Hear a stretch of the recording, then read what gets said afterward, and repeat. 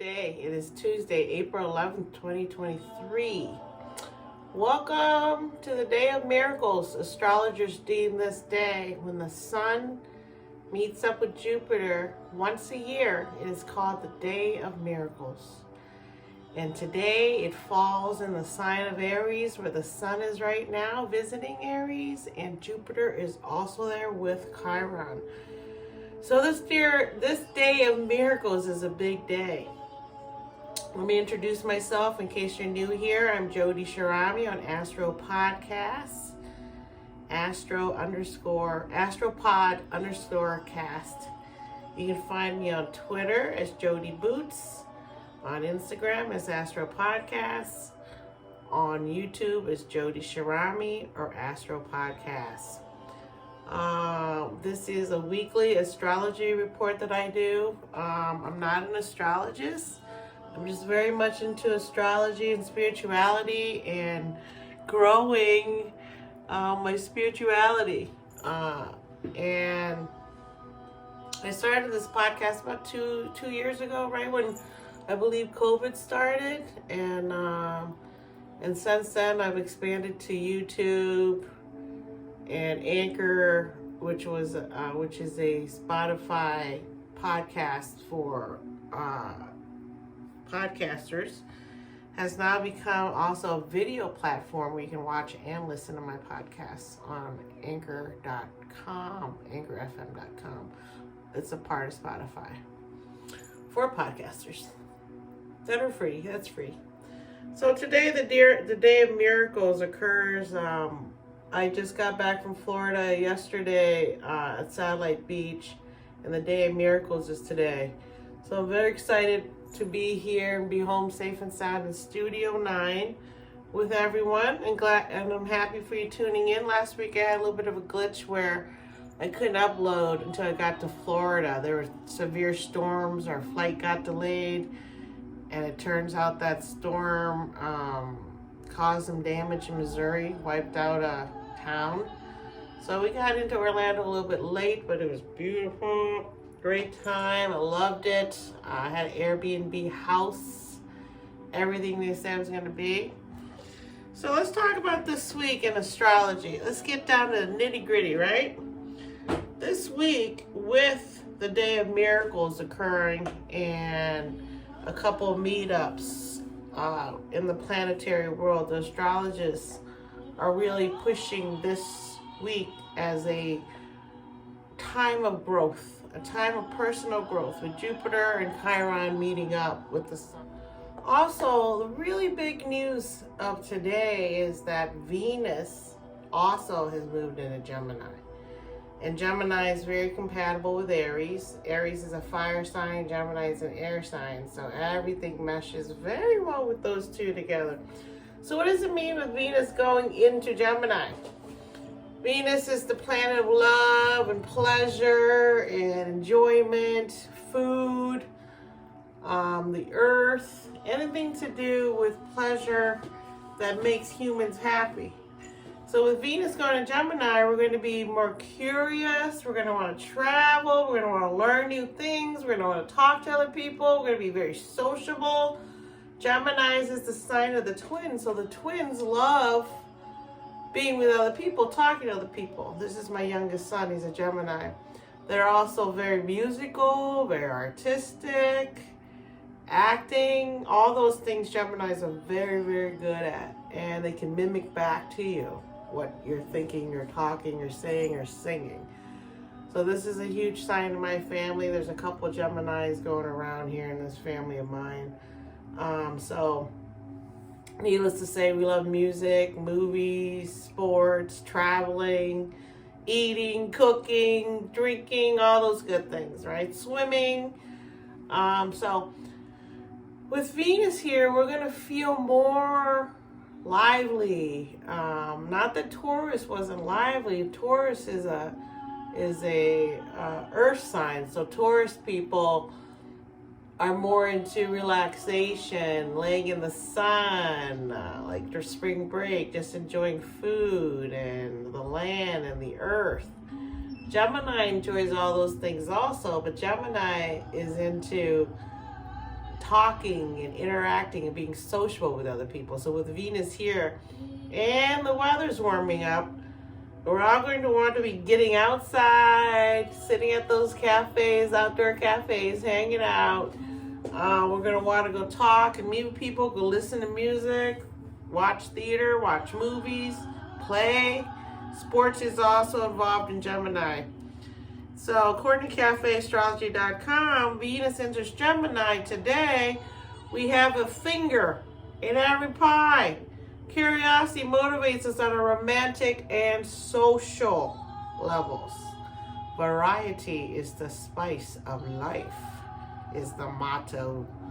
So we can be animated and fun. We also keep our distance on an emotional level. Again, we're dealing with an air sign. Attractions begin with words, as we tend to bond more readily on a mental level while Venus is in Gemini.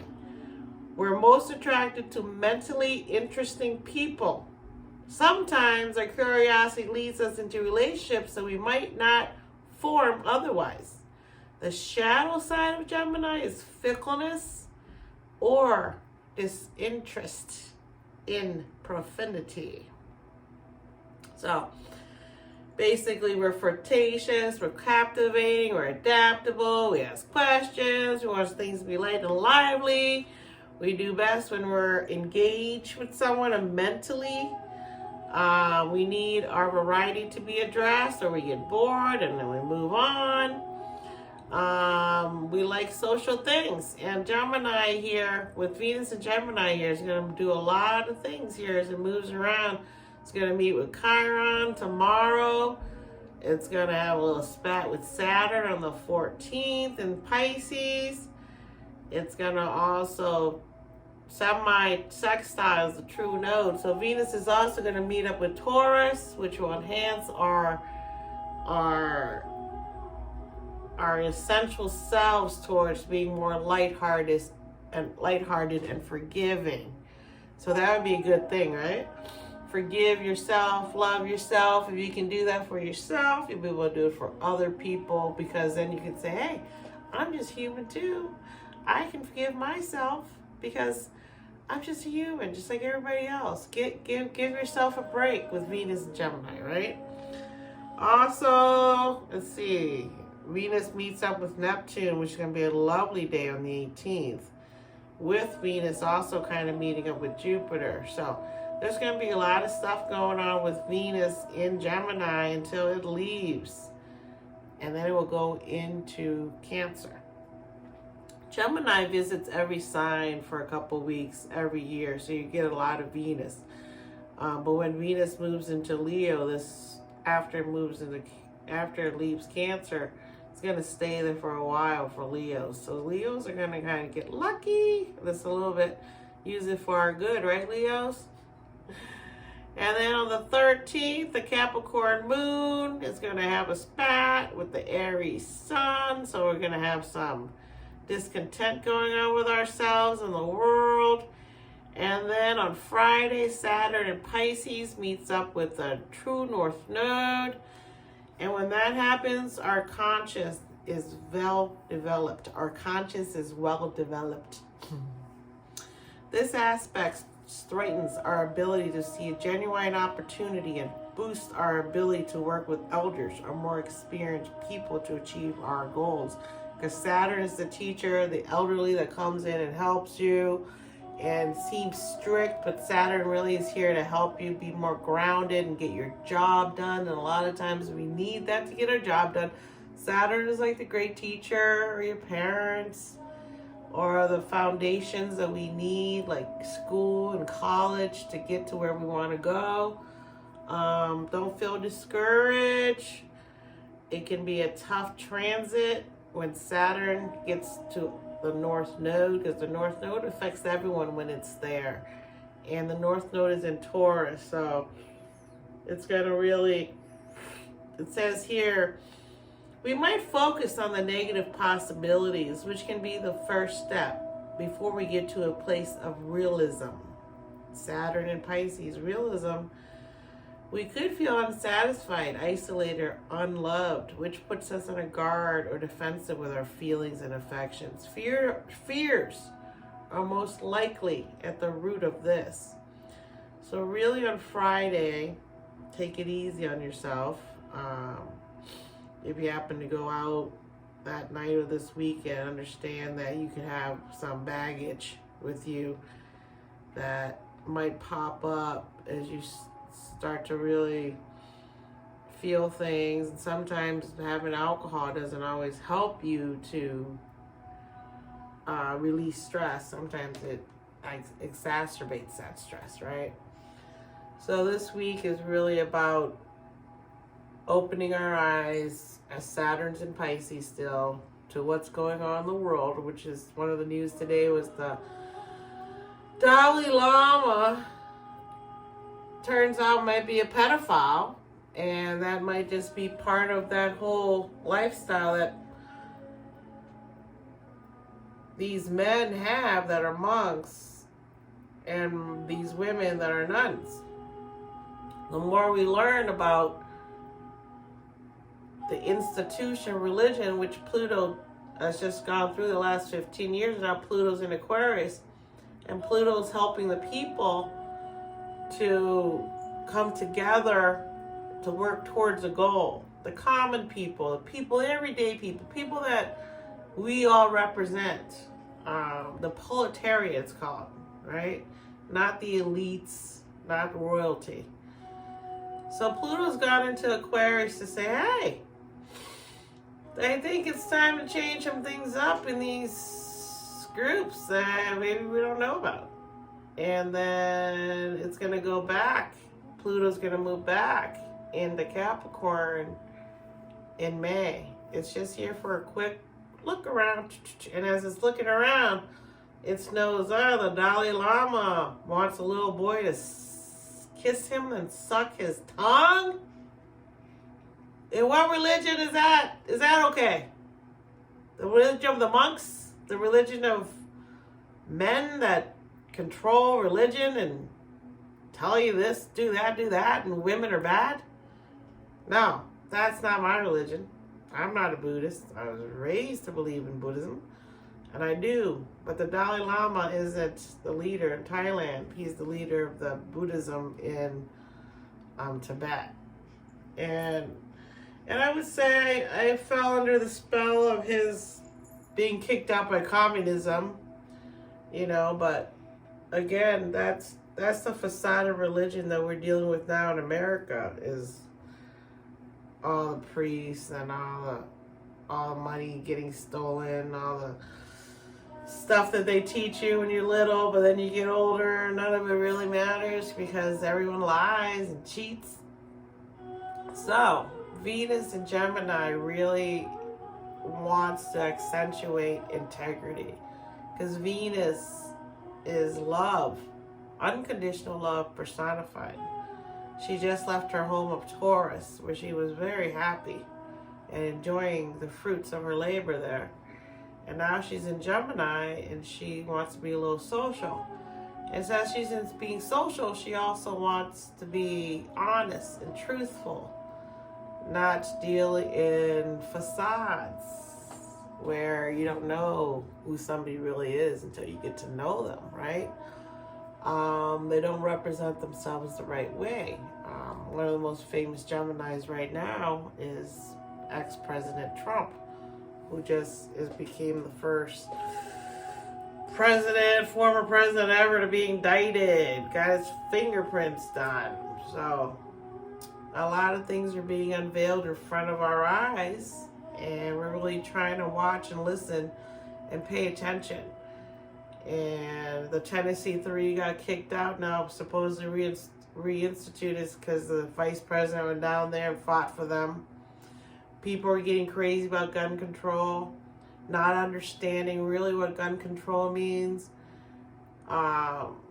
It's become a cultural fight, whereas it's not so much a cultural fight as no one is saying you can't hunt and enjoy your traditions. It's more that if you're not a hunter, you shouldn't have a gun or an AR rifle. As you can see, the people that have slaughtered little children and adults, they're not hunters. They just went and bought the AR rifle. They're not hunting. They're depressed people wanting to hurt other people, including themselves. They're suicidal, right? So basically, all we're asking for gun control is that if someone wants a gun, really look at their mental health records, if they have any. How old are they? What will they be using the gun for? And as time goes on, anything that can kill other people will probably be put through the ringer the same way guns are, like buying a knife. Even at a store for food, they're going to make you put down your name and your history, and you're not going to be able to get that knife right away. Any type of knife, because knives are just as dangerous as we can tell, right? So I think that's where society is headed, is that we no longer can take simple issues of buying a butcher knife to go cut up my chicken and then I'm going to fry it up in a pan. That's not going to be easy anymore. You're going to have to take out a license to buy a gun, a knife, fireworks, anything that's going to harm other people. A car, a motorcycle, a truck. Those things are also killing people. The worst statistic that I heard was that now the leading cause of young children dying is guns. Our guns. And that sounds like we've gone backwards at least 100 years, a century, at least, gone back to this society that thinks it's okay when you get in a fight with someone, pull you up, like the Wild Wild West, which is the culture of America.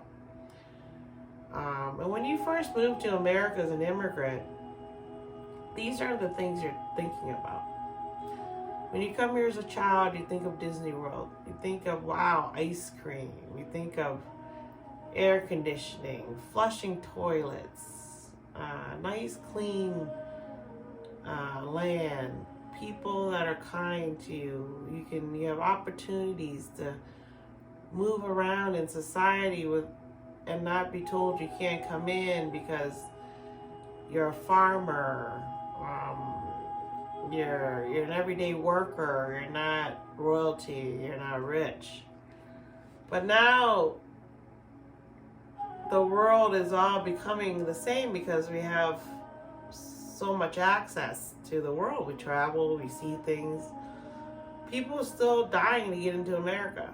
They want to be in America. And Americans don't want people to come in.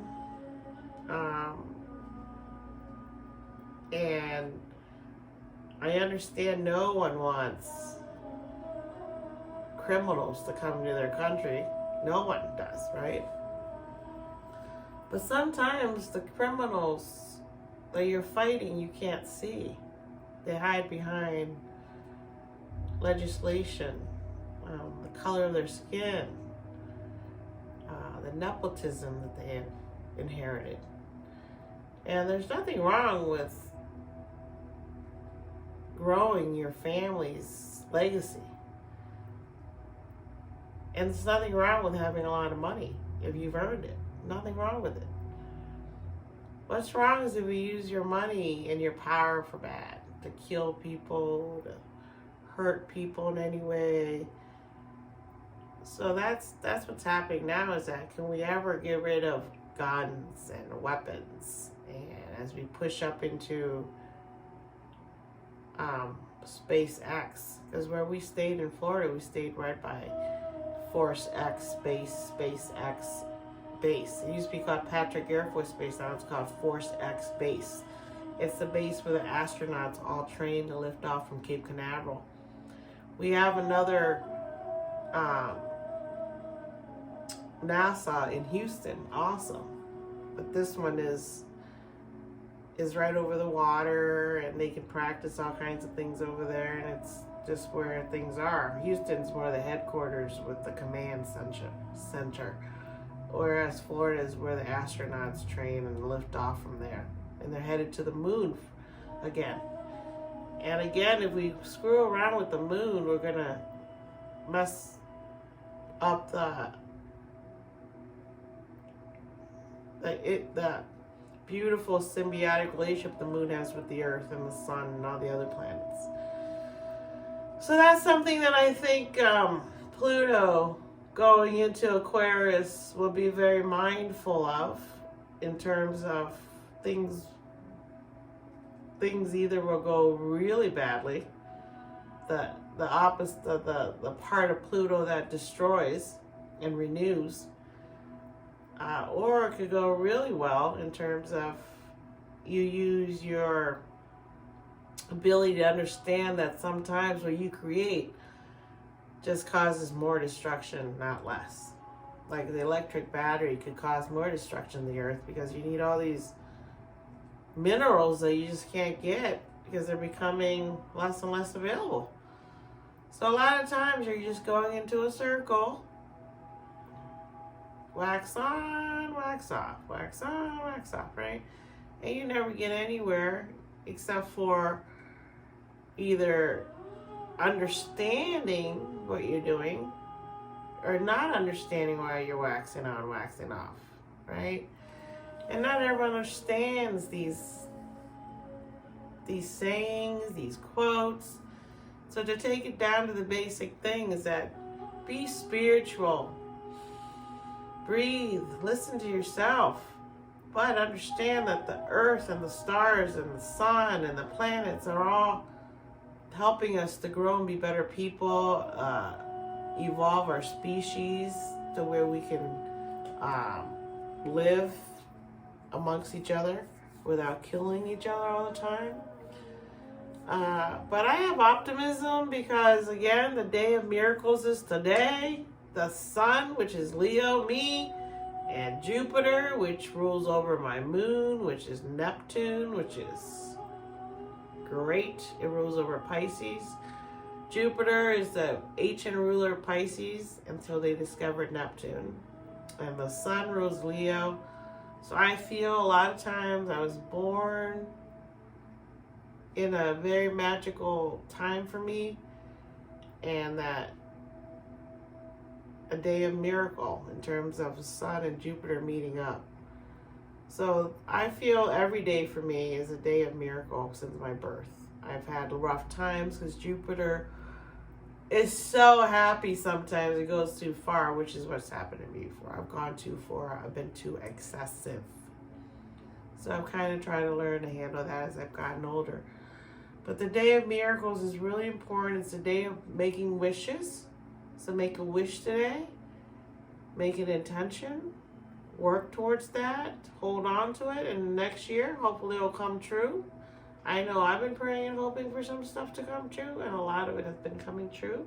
So I do believe in the power of manifestation. I want you guys this week to take some deep breaths, make some wishes, light some incense, light a candle.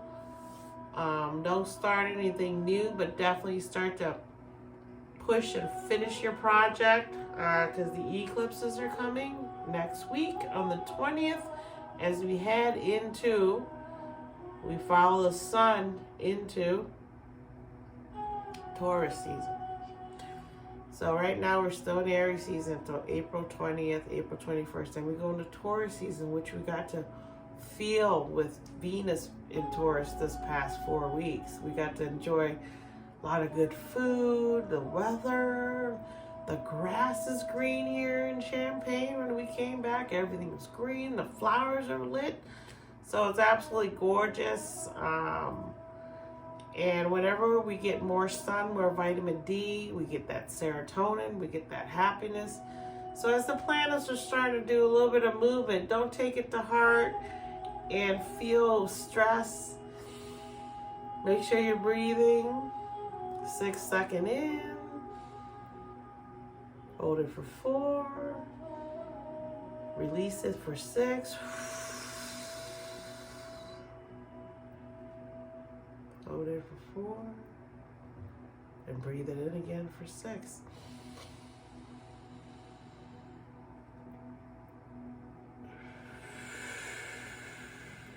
So, thank you for being here. I appreciate you. I'll be back next week as we head into Taurus, okay?